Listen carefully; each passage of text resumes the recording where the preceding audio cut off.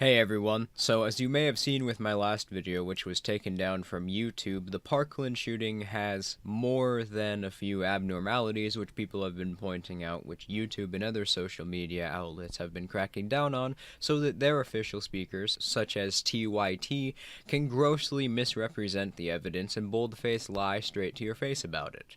YouTube had to take down a video today that unfortunately for a brief period of time was the #1 trending video on YouTube. And that #1 trending video helped spread this false narrative that the students who are protesting for better gun regulation are not in fact students from Parkland, Florida, but that they are child actors who are just trying to stir the pot and who are paid by people like George Soros. Now in the video, I didn't get a chance to look at it before it was taken down, but it's been described as accusing David Hogg, one of the more outspoken students, of forgetting his rehearsed lines. And it's all a lie. It's all an effort to discredit and smear these students so we don't actually have real change in the country in regard to these gun laws. Now, I can understand why YouTube would take it down, but Cenk, you have a different. So unfortunately, because of this video is not going to be uploaded to YouTube. However, feel free to attempt to mirror this video on YouTube to try and get the word out to a larger audience. Though if they're going to remove videos which raise eyebrows, and while they are damning, they don't come anywhere near the level of undeniable proof I'm about to present in today's video, don't expect this video to stay up very long either. I know this is sort of getting old, but I promise I'll get back to the normal content after this.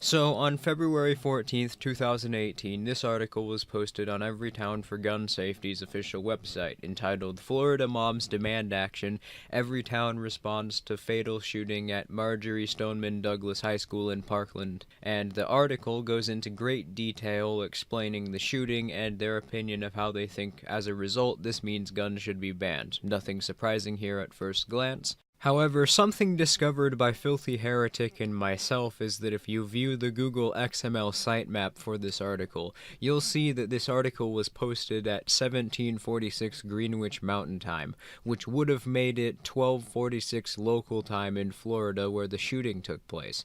The problem? The first shots in the shooting did not occur until 2:21 p.m. in the afternoon, meaning that Everytown posted this article exactly 1 hour and 29 minutes before the shooting occurred, which by extension proves three things.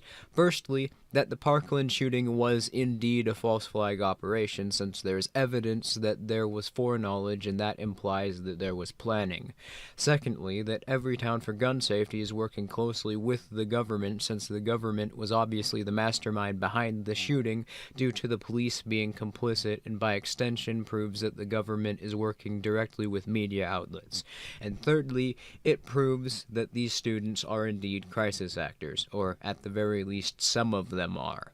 Also, before someone attempts to come along and discredit this as an IT error, I thought about that as well, and I checked the HTML web cache and the XML source code, and I ruled this out as a possibility since it's consistent. So here it is, undeniable proof that the Parkland shooting was a false flag operation, and all of the other evidence presented in my last video was pretty damning, but here you can't even misrepresent or attempt to skew this evidence. This is rock solid. There's no way to avoid the conclusion of what this means.